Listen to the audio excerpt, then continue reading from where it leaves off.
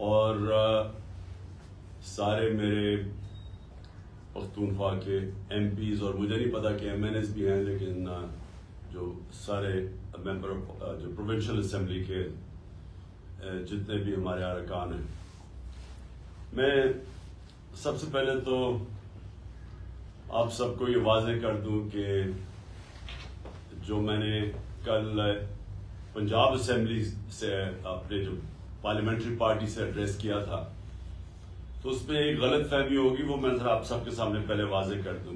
गलत फहमी होगी हमारी ऑपोजिशन को, और यानी हमारी जो जो जो गवर्नमेंट में बैठी हुई और जो पीडीएम के लोग हैं। देखें, हमने फैसला कर लिया है कि हमने ये असेंबलियों से, केपी और अपनी पंजाब की असेंबलियों से इनको डिसॉल्व करना है और इलेक्शंस पे जाना है। हमने सिर्फ इनको, पीडीएम वाले लोगों को, इनको एक पैगाम दिया कि देखिए 66% पाकिस्तान में इलेक्शन होगा जैसे ही हम अपनी ये 2 असेंबलियां डिसॉल्व करेंगे। अब 66% पाकिस्तान में जब इलेक्शन होगा तो जो फेडरल गवर्नमेंट है वो तो उसका तो काम करना खत्म हो जाएगा, क्योंकि वो तो सारे इलेक्शन में चले जाएंगे। जब 66% पाकिस्तान में इलेक्शन होगा तो फेडरल गवर्नमेंट क्या करेगी? वो सारे इलेक्शन में चले जाएंगे। इसका मतलब मुल्क हॉल्ट हो जाएगा। अब मैंने उनको ये समझाया, कल कोशिश की, और मेरे ख्याल में गलत पैगाम चला गया कि देखिए, मैं मुल्क के लिए आपको ऑफर कर रहा हूं। इलेक्शन तो जब भी होंगे वो इंशाल्लाह, चाहे अक्टूबर में हो चाहे अगस्त, अगले अगस्त में हो, इंशाल्लाह तहरीक इंसाफ ने तो अब जीतना है। वो जीतना इसलिए है कि लोगों ने जो इनकी कारकर्दगी देखी है पिछले 7 महीने में, लोग तो यानी इनसे इतना मुतनफर है कि ये बाहर ही नहीं निकल सकते। ये जिधर पब्लिक के अंदर जाते हैं, इनको चोर के नारे लगते हैं। मुल्क तो ये किसी एक शोबे के अंदर मुल्क में कोई फायदा नहीं हुआ, यानी कोई इंप्रूवमेंट नहीं हुई, बल्कि मुल्क तो नीचे जा रहा है।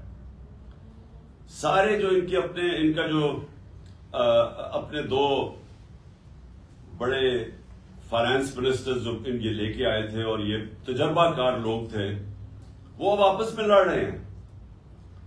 वो जो मिफ्ता इस्माइल है, वो जो पहला फाइनेंस मिनिस्टर है, वो तो अब ये कह रहा है कि ये डिफॉल्ट की तरफ लेके जा रहा है इसहाक डार, और इसहाक डार कह रहा है कि उसने कुछ किया ही नहीं है जब वो फाइनेंस मिनिस्टर था। दोनों ही सच बोल रहे हैं।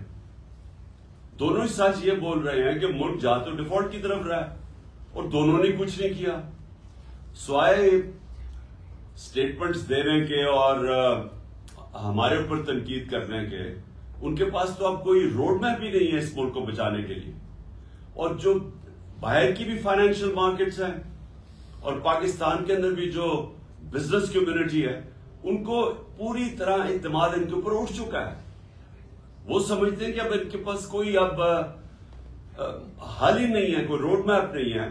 तो लिहाजा मुल्क का जो माशी हालात हैं वो बड़ी तेजी से नीचे जा रहे हैं। और कोई भी शोबा, बिजनेस ले लें, इंडस्ट्री ले लें, ज़राअत ले लें, आईटी ले लें, एक इस वक्त मुल्क के अंदर जो इस मुल्क को वेल्थ क्रिएशन कर सकता है, दौलत में इजाफा कर सकता है, एक भी नहीं है शोबा जो कि इनकी जो अब इस हुकूमत के ऊपर एतमाद रह गया हो। तो ना अंदर से कोई इसके ऊपर एतमाद नहीं रखता है, ना बाहर से। 75% पाकिस्तानी कह रहे हैं इलेक्शंस करवाओ, क्योंकि वो भी ये समझ गए हैं गवर्नमेंट फेल हो गई है। तो इसमें हमने सिर्फ इनको ये कहा कि हम तो ये करने जा रहे हैं। आपको अगर मुल्क की फिक्र है तो आप इस वक्त, आप क्योंकि मुल्क आपसे संभाला नहीं जा रहा, मुल्क जा रहा है डिफॉल्ट की तरफ, तो आप भी इलेक्शंस करवा दें, एक जनरल इलेक्शन ही हो जाए, बजाय ये कि 66% पाकिस्तान में होगा। ये मेरा मकसद उनको कहने का था। बाकी इनसे बातचीत किस चीज पे होगी, हो ही नहीं सकती। ये जिस लिए गवर्नमेंट में आए हुए हैं और हमने अपनी तरफ से पूरी जोर लगाया गवर्नमेंट करने में, उसमें जमीन आसमान का फर्क है। इनका सिर्फ गवर्नमेंट में आने का मकसद क्या था? अपनी चोरी माफ करवाने के लिए। पहले ही अपनी चोरी माफ करवा चुके थे जनरल मुशर्रफ से एनआरओ लेके। अब ये दूसरा एनआरओ इन्होंने लिया है, वो भी बदौलत जो इनके हैंडलर्स थे उन्होंने इनकी वो सहूलतकार बने इनको दूसरा एनआरओ लेने के लिए। और जनरल मुशर्रफ को जो सबसे बड़ी तनकीद हुई थी वो उसके एनआरओ देने पे थी। बाकी तो जनरल मुशर्रफ ने इन दोनों पार्टी से मुल्क को बेहतर चलाया था। लेकिन उसको जो लोग बुरा भला कहते हैं, लोग अभी भी नहीं भूल सकते कि चोरी हुई मुल्क की। देखिए, चोरी होती है मसलन मेरे घर चोरी हो गई, लेकिन करप्शन मुल्क का पैसा चोरी होता है। तो जनरल मुशर्रफ के पास तो इख्तियार ही नहीं था कि जो मुल्क का पैसा चोरी हो वो माफ कर दे। और अब फिर 1100 अरब रुपए का इन्होंने ये आए हैं और इनका सिर्फ एक मकसद था कि 1100 अरब रुपए के इनके केसेस माफ हो। तो सबके केसेस माफ होते जा रहे हैं। ये दार भी बच गया है। दार का मैं याद करवा दूं कि इससे पूछा था कि $5 मिलियन आपने अपने बच्चों को भेजे हैं, आपने किधर से भेजे हैं? आपकी इनकम में तो शो नहीं हो रहा। उसने कहा जी मुझे वो अबू धाबी से, मैं किसी अबू धाबी के शेख के लिए काम करता था तो उसने मुझे पैसा दिया है। उन्होंने अगला सवाल पूछा कि अगर उसने पैसा दिए तो आपके पास कोई तो सबूत होगा। किसी ने $5 मिलियन आपको ऐसे कैश में तो नहीं पकड़ा दिया, कोई तो होगा, कोई चेक वगैरह। जब उससे यह सवाल पूछा गया, वो उसके जहाज में बैठ के जो प्राइम मिनिस्टर था तब खाकान अब्बासी, और वो मुल्क से फरार हो गया। अब आके इन्होंने कानून इतना बदल दिया कि वो भी पाक हो गया। और अब वो मरियम भी बच गई है। नवाज शरीफ की तैयारी हो रही है उसको भी बचाने के लिए। आसिफ जरदारी के केसेस वो खत्म हो रहे हैं। 1100 अरब रुपए का मुल्क को डाका पड़ रहा है। और यही इन्होंने अभी तक, अगर इनका कोई कारनामा है तो वो है कि अपने केसेस माफ करवा लिए उसके। और उसका जो दूसरा इनकी कोशिश है कि किसी ना किसी तरह इमरान खान को डिस्क्वालीफाई करें, किसी ना किसी तरह पीटीआई के लोगों के ऊपर केसेस करें ताकि हम नॉकआउट कर दें, यानी टेक्निकल नॉकआउट करके तो हम किसी तरह इलेक्शन जीत जाएं। और ये नहीं जीत सकेंगे। तो मुल्क का इस वक्त जरूरत यह है कि सियासी इस्तेकाम आए, उसकी वजह से माशी इस्तेकाम आएगा। सियासी इस्तेकाम आ सकता है सिर्फ एक तरीके से, वो है इलेक्शंस। और इसीलिए आज 75% कौम इस चीज के ऊपर आ गई है कि इलेक्शंस के अलावा कोई दूसरा रास्ता नहीं है। और हमने इनको इसलिए ऑफर किया क्योंकि हम असेंबलियां डिसॉल्व करने जा रहे हैं पंजाब और केपी की। और वो इसलिए हम करने जा रहे हैं कि हम समझते हैं आपकी ये मुल्क की जरूरत है इलेक्शंस, और पीटीआई की जरूरत इलेक्शंस नहीं है इस वक्त। पीटीआई तो इंशाल्लाह जब भी इलेक्शंस होंगे तो हम जीत जाएंगे। बल्कि जितनी देर ये बैठे जा रहे हैं असेंबली में, इनका तो ग्राफ और तेजी से नीचे जा रहा है। तो हमें तो फायदा ही फायदा है कि अगर इलेक्शन डिले भी हो जाते हैं। लेकिन मुल्क, मैं ये आप सबको ये कहना चाहता हूं कि जो मुल्क के हालात हैं वो उस सतह पे पहुंच चुके हैं कि अगर ये इलेक्शंस ना हुए तो हमें तो ये डर लगा हुआ है कि जब तक ये इलेक्शंस कॉल करेंगे तो वो मुल्क तो उधर पहुंच जाएगा जिधर कोई भी कुछ नहीं कर सकेगा उसके बाद।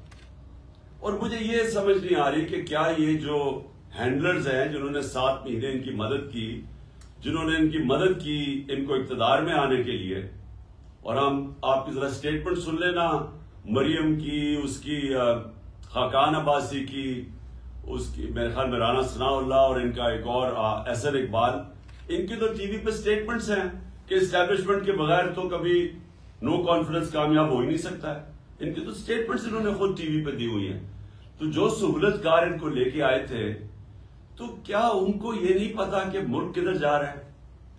और दूसरा मेरा सवाल ये है कि इनको ये जो पीडीएम के लोग हैं, हम सबको पता है इन्होंने क्या करना है। इन्होंने फिर मुल्क छोड़ के भाग जाना है। ये भागने की तैयारी कर रहे हैं कि इन्होंने जब हालात बुरे देखे या मुल्क डूबने लगा तो इन्होंने तो बाहर भाग जाना है। इनके तो पैसे दौलत सब कुछ बाहर पड़ा है डॉलर्स में। तो जब रुपया गिरेगा डॉलर का तो फायदा होगा इनको। तो इसलिए इनका स्टेक पाकिस्तान में नहीं है। नवाज शरीफ जो है उसका जो इंटरेस्ट है वो पाकिस्तान में नहीं है। वो फैसले पाकिस्तान की बेहतरी के लिए नहीं करता, ना जरदारी करता है, क्योंकि इनके पैसे बाहर पड़े हुए हैं। ये अपने पैसे बचाने के लिए फैसले करते हैं। तो इनकी तो कोशिश ये है कि क्योंकि ये अब इलेक्शन जीत नहीं सकते, मुल्क को आगे लेते जाओ, डिले करो इलेक्शन, जितना डिले होगा ये समझते हैं कि ये हमारे ऊपर केसेस कुसेस करके मुझे डिस्क्वालीफाई करके, और शायद वो माहौल बन जाए कि ये इलेक्शन कमीशन तो आप इनके साथ मिला हुआ है, वो तो बिल्कुल हर फैसला, बल्कि इनकी पार्टी का कोई मेंबर लगता है कि जो कोशिश पूरी कर रहा है कि कैसे इनको जिताना है। तो ये समझ रहे हैं कि डिले करके ये किसी ना किसी तरह ये इलेक्शन वो ऐसा माहौल बना के तो शायद जीत जाए, और अगर ये नहीं जीतेंगे तो उन्होंने बाहर भाग जाना है। और मेरी पूरी पेशेंट गोई है कि इन्होंने, इनके लीडर्स ने फिर ये तीसरी दफा बाहर भागेंगे, लेकिन मुल्क को तबाही के किनारे पे खड़ा करके। तो मैंने आज आप सबको इसलिए बुलाया है कि आपको समझ आना जाना चाहिए कि मुल्क का पॉलिटिकल सिनारियो है क्या। हम खड़े उधर हैं जिधर ये हमारे लिए पीटीआई का तो ग्राफ अल्लाह का शुक्र है कभी भी इतना ऊपर नहीं गया जितना आज है, लेकिन मुल्क का सूरत हाल ये है कि ये जितनी देर आप बैठेंगे तो जिस तरह मैंने आपको शुरू में कहा कि जो बैरून मुल्क का फाइनेंशियल मार्केट्स है वो मुकम्मल तौर पे इनके ऊपर एतमाद उनका खो बैठा है। मूडीज हो या फिच हो, जो कि क्रेडिट एजेंसीज हैं जो दुनिया की मुल्कों की क्रेडिट वर्दीनेस है उसका फैसला करती हैं, वो सब उन्होंने पाकिस्तान को डाउनग्रेड कर दिया। और ये जो सीडीएस है इसका मतलब कि पाकिस्तान क्या कर्जा वापस कर सकता है, और जो उसकी रिस्क है अब, वो हम जब थे 5% पे थी, आज वो पहुंच गई है 100% पे। यानी कोई भी नहीं अब समझता कि पाकिस्तान अपना कर्जा वापस कर सकता। इसलिए बाहर से तो पाकिस्तान में पैसा आने नहीं लगा, ना इन्वेस्टमेंट आने लगी है, ना पाकिस्तान के अंदर से इन्वेस्टमेंट आने लगी है। और दूसरी चीज, जो ये कर्जे मांगेंगे कमर्शियल बैंक से, उन्होंने अब देने नहीं है कर्जे। तो इस माहौल के अंदर हमारा मुल्क एक मजीद खतरे में है। और फिर से मैं कह रहा हूं कि वो उधर पहुंच जाएगा जिधर खुदा ना खास्ता हमारे कोई भी हम इसको कंट्रोल नहीं कर सकेंगे। तो ये तो हमारा पैगाम उनको भी है जिन्होंने जिस तरह मैंने कहा इन्होंने तो बाहर भाग जाना है, लेकिन जो इनके हैंडलर्स हैं उनको पता होना चाहिए कि मुल्क जिधर खड़ा है तो नुकसान तो जिन्होंने यहां रहना है, जिनका जीना मरना पाकिस्तान में है, वो नुकसान तो उनको होने लगा है और हो रहा है। यानी हर रोज मुल्क के हालात बिगड़ते जा रहे हैं। या इन्होंने सारी एलसीज वो नहीं ऑनर कर रहे, सारी बाहर से इंपोर्ट्स बंद कर दी, और इंपोर्ट्स वो हैं जो कि रॉ मटेरियल के इंपोर्ट्स हैं। इसका मतलब फैक्ट्रियां बंद होती जा रही हैं। इंडस्ट्री हमारी, हमने रिकॉर्ड बड़ी देर के बाद इंडस्ट्री को उठाया था अपनी, जो 10.6% पे ग्रो कर रही थी। हमारे आखिरी महीने में 26% पे इंडस्ट्रियल ग्रोथ थी, आज वो 0 पे पहुंच गई है। ज़राअत के अंदर हमारा रिकॉर्ड 17 साल के बाद 4.5% हमारी ज़राअत की ग्रोथ हुई थी, और हमारी 4 फसलें रिकॉर्ड थी 2 साल। तो वो भी आज किसानों का सारी फसलें नीचे आ गई हैं, उनकी जो पैदावार है, क्योंकि खादें बढ़ गई हैं, डीजल बढ़ गया है, बिजली कीमतें बढ़ गई हैं, उनकी इनपुट्स इतनी बढ़ गई हैं कि उनके पास पैसा नहीं है अपनी जमीन पे लगाने के लिए। तो लिहाजा जिधर से हम छोड़ के गए थे और जिधर ये पहुंच गया, जिधर पाकिस्तान को इन्होंने पहुंचा लिया है, वो इससे सिर्फ निकलने का एक तरीका है, और वो मैं अब से नहीं 7 महीने से कह रहा हूं, साफ और शफाफ इलेक्शन। और मैं आप सबको आज इसलिए ये कहा था कि आपसे मेरी बात भी हो जाए, आपको मैं बता भी दूं कि मेरे ज़हन में क्या है। और मैं ये समझता हूं कि आप सबको अब तैयारी करनी चाहिए इलेक्शंस की। सारों को, अपने एमएनएज, अपने एमपीज, आपको अपने अपने हलकों में निकल जाना चाहिए अब। और आपकी तैयारी सिर्फ खास तौर पे एमपीज के, लेकिन मुझे लगता है कि जनरल इलेक्शन की तरफ हम जा रहे हैं। नामुमकिन है कि अगर 66% पाकिस्तान में इलेक्शन हो रहा है तो उसके बाद जनरल इलेक्शन को रोक सकते हैं ये। तो हम सारों को अब कोशिश अपने हलकों में तैयारी कर लेनी चाहिए इलेक्शन की, और हमने सिर्फ इनको ये कहा हुआ है कि अगर आप बात करना चाहते हैं जनरल इलेक्शन की डेट देने में तो हम बात करेंगे, नहीं तो हम अनकरीब अनाउंस कर देंगे अपनी असेंबलीज डिसॉल्व करके इलेक्शंस। और मैंने महमूद खान आपको भी मुझे पता है कि आप तैयार हैं बिल्कुल, और परवेज अलाई ने भी मुझे पूरी गो हेड दे दी है कि जब मैं चाहूंगा तो असेंबलीज में डिसॉल्व कर सकता हूं। तो मैं इसलिए ये सबको आपको बताना चाहता था कि अब तैयारी हो जानी चाहिए मेंटली, चाहे अब वो इलेक्शन पे आए या ना आए। अगर वो आएंगे तो ठीक है, जनरल इलेक्शन पे हम चले जाएंगे, लेकिन अगर वो नहीं आते तो हमने इसी महीने इंशाल्लाह अपनी प्रोविंशियल असेंबली से को डिसॉल्व करके हमने फिर अब इलेक्शंस की तरफ निकल जाना है। हाँ, एक मैंने आप सबको कहना था कि बड़ा जरूरी है कि आपने आजम स्वाति के लिए प्रोटेस्ट करना है। सबको मैं कह रहा हूं, जो उससे जुल्म हुआ है ये जुल्म की इंतहा है। एक आदमी जिसने ट्वीट किया है, दुनिया के अंदर हर जगह आपको इजाजत होती है जमहूरियत में तनकीद करने की। एक ट्वीट के ऊपर तनकीद करने पे उसको तशद्दुद किया गया। एक 75 साला आदमी, उसको पहले उसके पोता और पोतियों के सामने मारा घर में जाके, उसके बाद उसको ले जाके ये डर्टी हैरी ने के ऑर्डर्स पे इन्होंने इसके ऊपर तशद्दुद किया नंगा करके। और उस आदमी का कोई भी उसके ऊपर इस तरह का जुल्म हुआ होता तो उसका गुस्सा आना था। उसके बाद उसकी जो सबसे बड़ा हमारे माशरे के अंदर, एक हमारा माशरा इस्लामी माशरा है, उसकी जो वीडियो बना के उसके घर उसकी फैमिली को दी गई, यानी कौन आदमी है उसके बाद रिएक्ट नहीं करेगा। मेरी तरह का आदमी, मैं तो खुदकुश हमले के लिए तैयार हो जाऊंगा मेरे घर से मुझे कोई इस तरह करे। यानी मैं तो अपना सारा, मैं उसके बाद तो सिर्फ एक चीज मेरे जेहन में आया कि मैंने बदला कैसे लेना है, और मैं हर सतह पे जाऊं बदला लेने के लिए। तो वो आदमी जब उसका ज़हनी उसका सोच देखे कि वो किधर पहुंचा हुआ है, तो उससे अगर मुंह से चीजें निकल भी गई तो ये तो देखे कि हुआ क्यों है। आप सब बैठे हुए हैं और मैं आप सबको जानता हूं कि आपको सब किसी से भी ये हो तो आप सारे इसी तरह रिएक्ट करें। कौन गैरतमंद आदमी इस तरह रिएक्ट नहीं करेगा। और उसको आप पकड़ के उसके ऊपर 30 FIR काट दिया और उसको कोयटा ले गए, और उसकी हार्ट की कंडीशन है।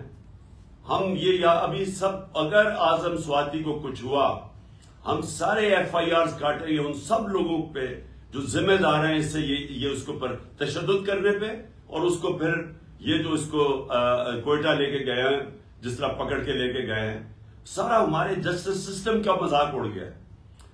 सारा पाकिस्तान के अंदर फंडामेंटल राइट्स, यानी मैं फिर से बड़े अदब से अपनी अदिया से कहता हूं कि अगर आप इस कौम के फंडामेंटल राइट्स को की हिफाजत नहीं करेंगे तो और कौन करेगा। कि किसके पास हम जाएं कि इतनी बड़ी वायलेशन हो रही है इंसानी हुकूक की, तो इसका यहां तो इसका मतलब जंगल का कानून है, तो ताकतवर जो मर्जी कर सके। तो इसलिए मैं चाहता हूं कि सारों को आपको इसके ऊपर स्टेटमेंट्स देनी चाहिए और खड़ा होना चाहिए। आपको सारों में अपने लोगों को अवेयर करना चाहिए कि अगर ये आज आजम स्वाति से हो सकता है तो ये आपके किसी से भी ये हो सकता है। हम किसी से भी ये कर सकते हैं। ये ना समझे कि आजम स्वाति से वो, और हमारे कई लोग सोचते हैं कि चलिए हमारे से नहीं होगा। ये तो एक दफा अगर इसके ऊपर ये जिस तरह कर रहे हैं, ये तो कोई भी पाकिस्तान में इसका मतलब हम कोई भी अगर मुंह खोलेंगे और कोई अपना आजादी राय का इजहार करेंगे तो हम किसी से भी हो सकता है। अरशद शरीफ से जो हो चुका है, ये भी कोई इसकी कोई मिसाल है कि पाकिस्तान का नंबर 1 इन्वेस्टिगेटिव जर्नलिस्ट, और सबको पता है कि वो सबसे क्रेडिबल बाज़मीर आदमी, मुहिब्बे वतन पाकिस्तानी, सारों को पता है। इसलिए लोग उसको इतना पसंद करते थे, इसलिए वो ओपिनियन मेकर था। लोगों को पता था कि वो मुल्क के लिए खड़ा, मुल्क के मफादात के लिए। उससे जो हुआ है, और उसे जाके बाहर कत्ल कर दिया। और मुझे इतना अफसोस है अपने सहाफी बरादरी से कि इसके लिए नहीं आप खड़े होंगे, और आपकी जिसकी भी वजह से इसके लिए खड़े नहीं हो रहे, ये तो इसका मतलब आप सब किसी से भी हो सकता है, किसी भी साहब, अगर अरशद शरीफ से हो सकता है तो किसी से भी हो सकता है। इसलिए मैं अपनी कौम को कहता हूं कि ये वक्त है अपनी हकीकी आजादी के लिए खड़े हो। हकीकी आजादी आती है हकूक से, हकूक मिलते हैं रूल ऑफ लॉ से, इंसाफ से। तो ये पाकिस्तान में वो वक्त है। तो आप सबको मैं ये कहना था कि आप सबको मेंटली प्रिपेयर होना चाहिए कि हमने अभी इलेक्शन में भी जाना है और ये हमारी मुसलसल जद्दोजहद जारी रहेगी। ये पहला कदम होगा इंशाल्लाह जब हम अपनी प्रोविंशियल असेंबलीज में इलेक्शंस करवाएंगे। महमूद खान, आप थैंक यू, और आप प्लीज कुछ कहना चाहते हैं?